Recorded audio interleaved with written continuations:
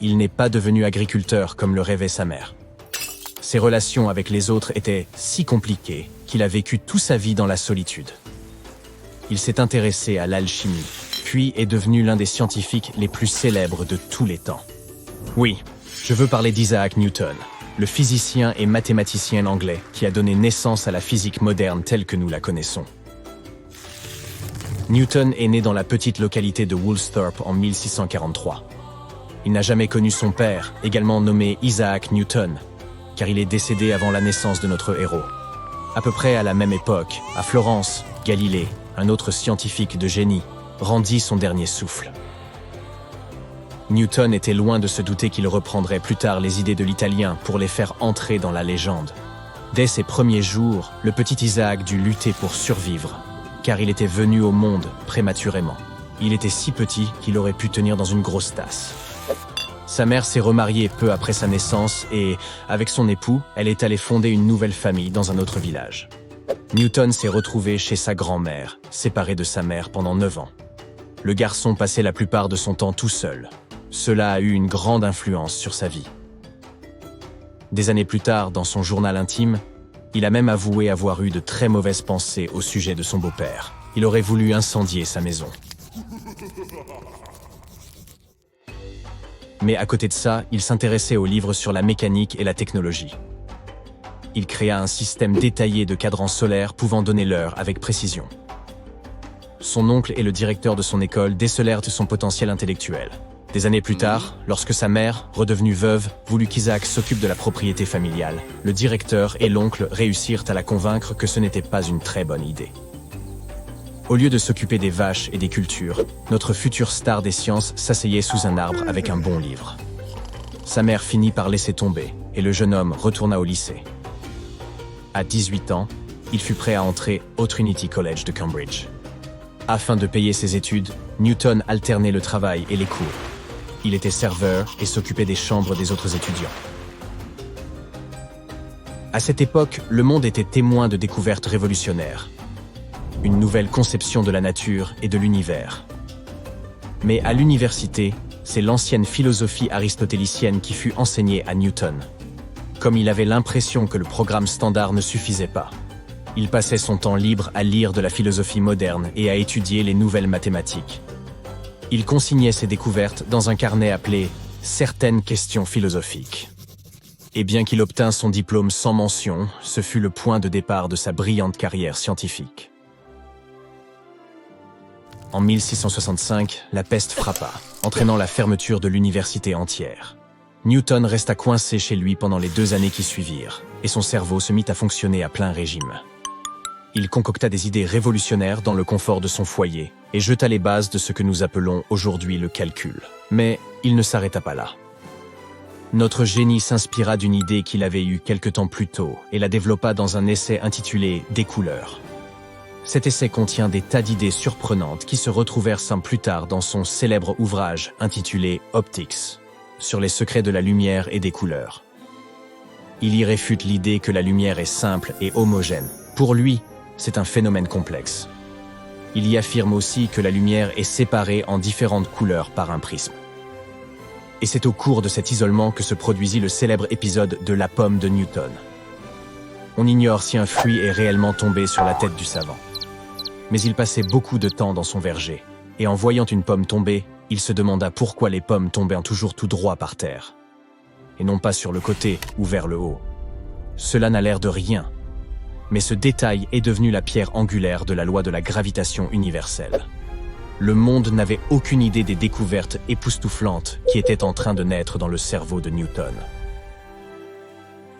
Une fois le confinement terminé, cet esprit brillant obtient une petite bourse pour retourner au Trinity College. Il commença à y enseigner à l'âge de 26 ans. Newton n'était pas encore très communicatif, il avait peu d'amis et oubliait souvent de manger parce que toutes ses pensées étaient concentrées sur son travail. Il n'était pas le conférencier préféré des étudiants, et on dit qu'il faisait même cours à une classe vide lorsque personne ne se présentait. Mais cela ne le dérangeait pas, il préférait poursuivre ses recherches plutôt que d'enseigner. À ce stade de sa carrière, Newton écrivit un traité avec son ami et mentor Isaac Barrow. C'est la première fois que la communauté mathématique remarqua et reconnut le travail de Newton. Peu de temps après, Barrow démissionna de Cambridge et laissa sa chaire à Newton. Ses découvertes et ses travaux devinrent célèbres dans le monde entier grâce à la Société royale de Londres. Elle le reconnut et s'intéressa à lui grâce à son invention, le premier télescope réflecteur qui fonctionnait vraiment. Les télescopes précédents utilisaient des lentilles pour focaliser la lumière, et l'image était déformée. L'invention de Newton utilisait un miroir, ce qui rendait les images beaucoup plus nettes.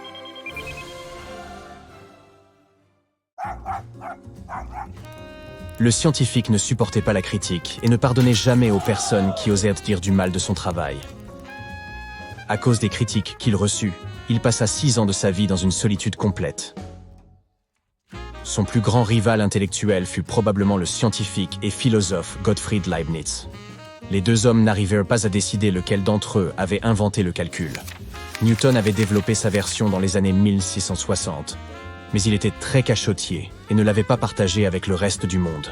10 ans plus tard, Leibniz avait formulé sa propre version, publiée encore 10 ans après ça. Newton accusa Leibniz d'avoir carrément plagié ses écrits non publiés. Leibniz affirma qu'il était parvenu à ses résultats de manière indépendante et suggéra que c'était en réalité Newton qui avait copié ses travaux publiés.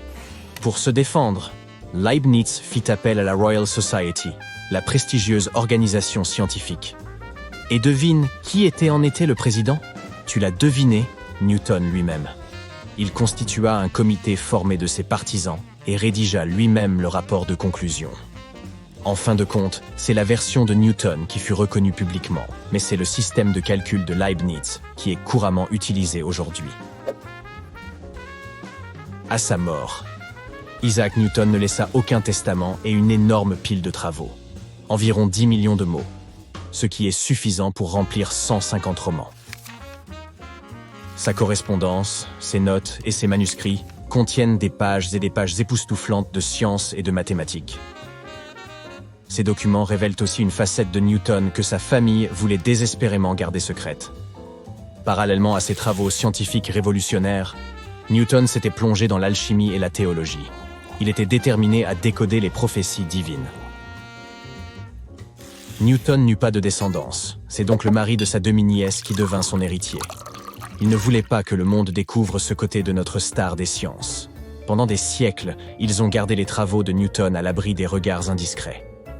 Ce n'est qu'à la fin des années 1800 que ces documents arrivèrent enfin à Cambridge.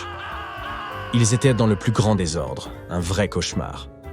L'université chargea John Couch Adams, le co-découvreur de Neptune, et George Stokes, un autre brillant physicien, de trier les travaux de Newton.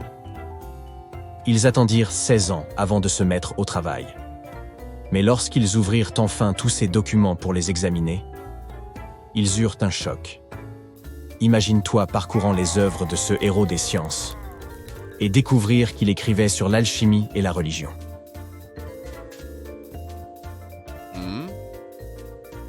Une autre chose à laquelle nos deux scientifiques ne s'attendirent pas, c'est à trouver 6 ou 7 copies des mêmes travaux. Newton avait l'habitude d'écrire des tonnes de traités inachevés, et il revenait sans cesse sur les mêmes sujets. Adams et Stokes durent être déçus, et ils plaisantèrent même en disant que le scientifique devait aimer sa propre écriture, plus qu'il n'aimait les choses sur lesquelles il écrivait. Nous ne savons toujours pas pourquoi il n'y a jamais eu de collection complète des articles de Newton. Tous les autres grands scientifiques de l'époque ont vu leurs travaux publiés il y a bien longtemps. Ceux de Newton sont comme une étrange lacune dans l'histoire des sciences.